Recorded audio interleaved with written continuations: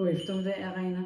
Jeg forestiller mig, at I sidder på personalerummet, har fiskefilet foran jer, og freden er ved at sænke sig efter en dag med rynkebyløb, den gyldne arena, og nu sidder I samlet og kan mærke, at påskefreden er lige rundt om hjørnet.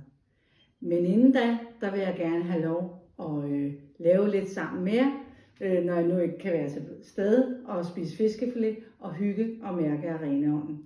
Så jeg vil gerne bede jer om at skubbe stolen ud til side, komme op og rejse jer op, lige mærke at fødderne de står godt ned i gulvet, så I sådan er godt grounded, og skuldrene dem ryster vi lige sådan lige lidt, og så trækker I lige vejret.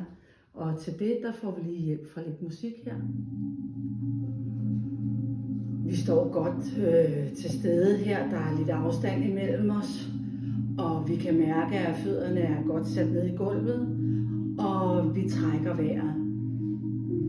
Vi trækker vejret ind, og vi puster ud. Og en gang til, kom. Og pust ud. Og tredje og sidste gang, kom. Det gør ikke noget, der er lyd på.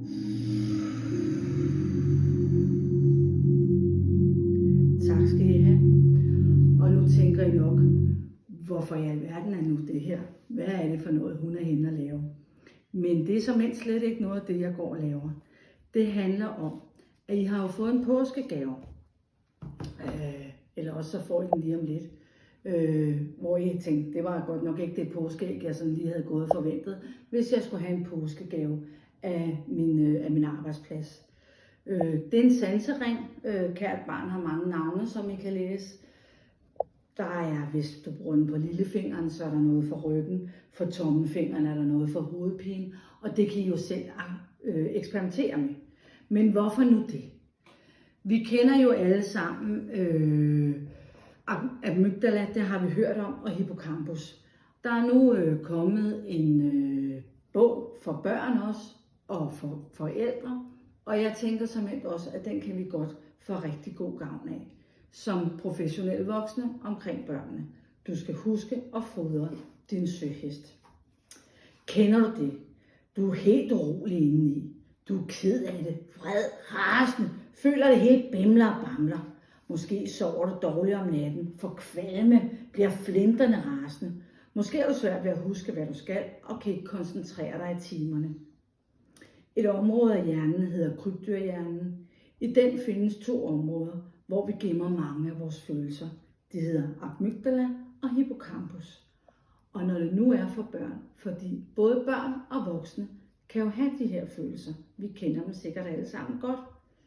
Så amygdala, det er myggen, og hippocampus, det er søhesten. Og det søhesten, altså hippocampus kan, det er, at den kan passe lidt på myggen.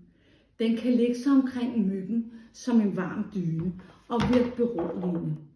Og derfor er det jo, at denne her massagering måske kunne virke og hjælpe lidt til det her beroligende. Hvem ved? Det skader jo i hvert fald ikke at prøve.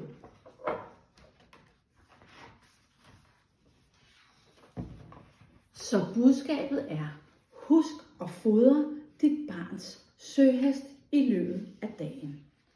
Det gør du ved at lave motion. Det gør du ved berøring, massage.